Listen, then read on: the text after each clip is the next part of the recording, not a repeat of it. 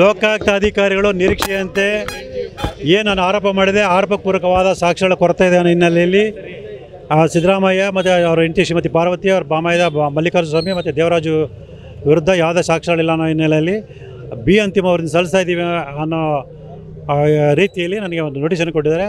ಆ ನೋಟಿಸ್ ನೋಡಿದ್ರೆ ಗೊತ್ತಾಗುತ್ತೆ ಈ ತನಿಖಾಧಿಕಾರಿಗಳು ತಮ್ಮ ಕರ್ತವ್ಯಕ್ಕೆ ವಿರುದ್ಧವಾಗಿ ನಡ್ಕೊಂಡು ಆತ್ಮಸಾಕ್ಷಿಯನ್ನು ಭ್ರಷ್ಟ ರಾಜಕಾರಣಿಗಳ ಕೈಗೆ ಕೊಟ್ಟುಬಿಟ್ಟು ಆ ಸುಳ್ಳು ವರದಿಯನ್ನು ತಯಾರು ಮಾಡಿ ಮಾನ್ಯ ನ್ಯಾಯಾಲಯಕ್ಕೆ ಸಲ್ಲಿಸ್ತಾರೆ ಅಂತೇಳಿ ನನಗೆಲ್ಲ ಎಲ್ಲದಕ್ಕಿಂತ ನೋವಾಗ್ತಾರೆ. ನನಗೆ ಮೋಸ ಮಾಡಿದ್ದು ಸಹಜ, ಆದರೆ ಮಾನ್ಯ ಉಚ್ಚ ನ್ಯಾಯಾಲಯ ಲೋಕಾಯುಕ್ತ ತನಿಖೆ ಸಂಸ್ಥೆ ಮೇಲೆ ನಂಬಿಕೆಯನ್ನು ಇಟ್ಟು ನನ್ನ ಅರ್ಜಿಯನ್ನು ತಿರಸ್ಕಾರ ಮಾಡಿತ್ತು. ಆ ಮಾನ್ಯ ಉಚ್ಚ ನ್ಯಾಯಾಲಯ ನಂಬಿಕೆಗೂ ಕೂಡ ಇವರು ಧಕ್ಕೆಯನ್ನು ತಂದಿದ್ದಾರೆ, ವಂಚನೆಯನ್ನು ಮಾಡಿದ್ದಾರೆ. ಇದರ ವಿರುದ್ಧ ಕಾನೂನು ಹೋರಾಟನ ಮುಂದುವರಿಸ್ತೀನಿ. ಏನು ಆರೋಪಿಗಳಿಗೆ ರಕ್ಷಣೆ ಮಾಡೋ ಉದ್ದೇಶದಿಂದ ಕರ್ತವ್ಯಕ್ಕೆ ವಿರುದ್ಧವಾಗಿ ನಡ್ಕೊಂಡಿದ್ದಾರೆ ಆ ತನಿಖಾಧಿಕಾರಿ ವಿರುದ್ಧ ಮತ್ತು ಹಿರಿಯ ಅಧಿಕಾರಿಗಳ ವಿರುದ್ಧ ಕಾನೂನಾತ್ಮಕ ಹೋರಾಟನ ಮುಂದುವರಿಸ್ತೀನಿ. ಅದೇ ಸರ್, ಸಾಕ್ಷ್ಯಾಧಾರ ಇಲ್ಲ ಅಂತ ಹೇಳಿದರೆ ಆಗ ನಾನು ಕೊಟ್ಟಿರೋಂಥ ಏನಾದ್ರು ಸಾಕ್ಷ್ಯಗಳಿಲ್ವ, ಅದು ಕಸನ ಕೊಟ್ಟಿರೋದು ನನಗಾರೆ. ಅದ್ರ ಬಗ್ಗೆ ಅದೇ ಅವರು ಅಂತಿಮ ವರದಿಲಿ ಅಂತ ಏನು ಹೇಳ್ತಾರೆ ಆ ವರದಿಯಲ್ಲಿ ಏನು ಹೇಳಿದ್ರೆ ನೋಡ್ಕೊಂಡು ನಾನು ಹೋರಾಟನ ಮುಂದುವರಿಸ್ತೀನಿ.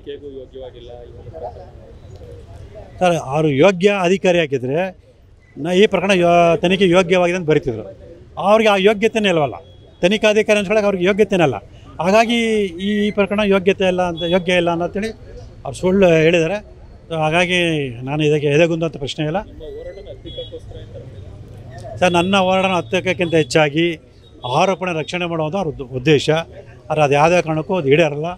ನನ್ನ ಹೋರಾಟನ ಮುಂದುವರಿಸ್ತೀನಿ, ಆರೋಪಣೆ ಶಿಕ್ಷೆ ಕೊಡಿಸ್ತೀನಿ. ಅದಕ್ಕೆ ಮಾನ್ಯ ನ್ಯಾಯಾಲಯದಲ್ಲಿ ನಾನು ಕಾನೂನಾತ್ಮಕ ಹೋರಾಟನ ಮುಂದುವರಿಸ್ತೀನಿ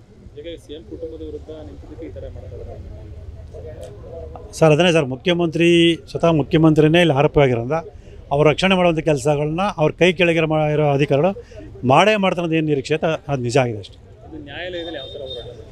ಸರ್. ಅದೇ ಅವ್ರಿಗೇನು ಯಾವ ರೀತಿ ಸುಳ್ಳು ವರದಿ ಹಾಕಿದರೆ ಅವ್ರಿಗೆ ಒಬ್ಬ ತನಿಖಾಧಿಕಾರಿ IPS ಅಂತ ತನಿಖಾಧಿಕಾರಿಗೆ ಅಂತಿಮ ವರದಿ ಅಂದರೆ ಏನು ಗೊತ್ತಿಲ್ಲ ಅನ್ನೋದನ್ನ ಮಾನ್ಯ ನ್ಯಾಯಾಲಯ ಗಮನಕ್ಕೆ ತರ್ತೀವಿ.